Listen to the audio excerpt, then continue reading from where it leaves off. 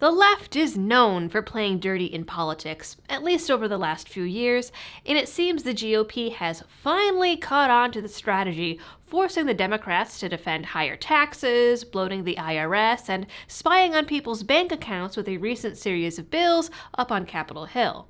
The GOP in North Carolina is working a similar strategy, but of course, this one isn't getting much media attention because it involves gun laws.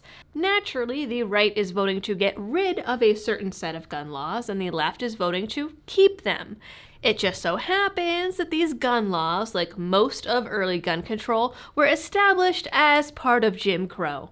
So what we have is the Democrats and governor in North Carolina fighting to keep Jim Crow. Keep watching for the details.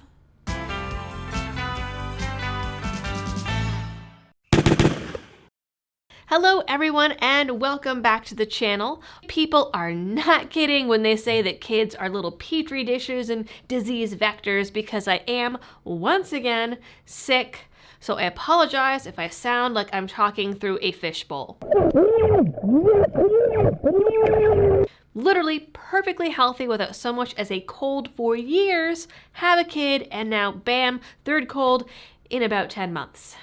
Luckily, and I swear I did not plan this, one of my sponsors this month is Tough Mother.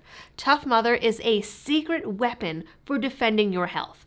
They create a whole arsenal of secret weapons. Organic, raw, pure tonics, fire ciders, wellness shots, and foods that do everything from lowering cholesterol to reducing inflammation and boosting your immune system.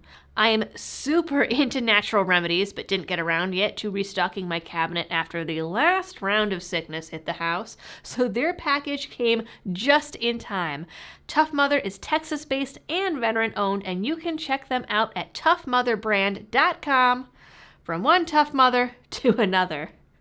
So the bills in question were first introduced in 2021, and despite having broad GOP support, they were struck down by Democratic Governor Roy Cooper.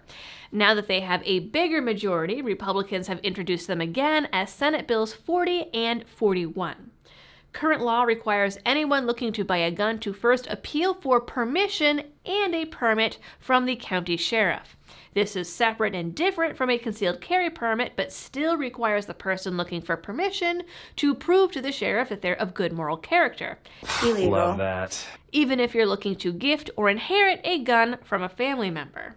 Despite how common these types of laws are these days, most folks don't realize that they are relics of Jim Crow still on the books.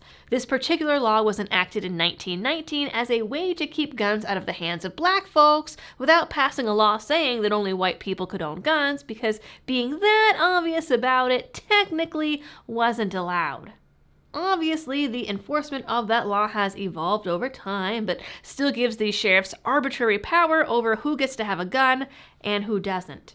Senate Bill 40 is a simple, half-page bill that would repeal it outright. People could still get concealed carry permits, and people would still have to go through the federal background checks, despite what critics say. But no more groveling to be able to get your grandpappy's gun in your inheritance.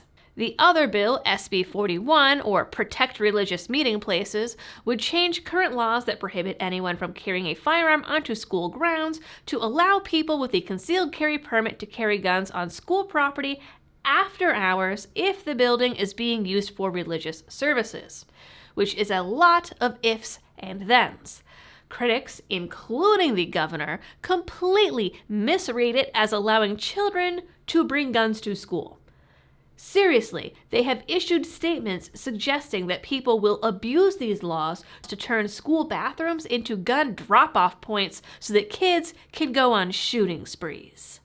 Put a lot of thought into that, huh? Republicans have openly pointed to the Jim Crow origins of the laws these bills seek to repeal, with Democrats and even the Attorney General coming out and saying, yeah, but without these laws, all the felons and domestic abusers would own guns. Well, that's pretty racist. The AG and Democrats claim it would make law enforcement's job too difficult, and yet the sheriffs of the state largely support the bills. So the Republicans are out here saying the law is racist, and the Democrats' counter is that we need the racist law to keep guns away from criminals. Just sit with the implications of that for a minute. If you're surprised, that means you haven't been paying attention. We will see what happens with these bills and how they unfold, but for this one, that is it for this video.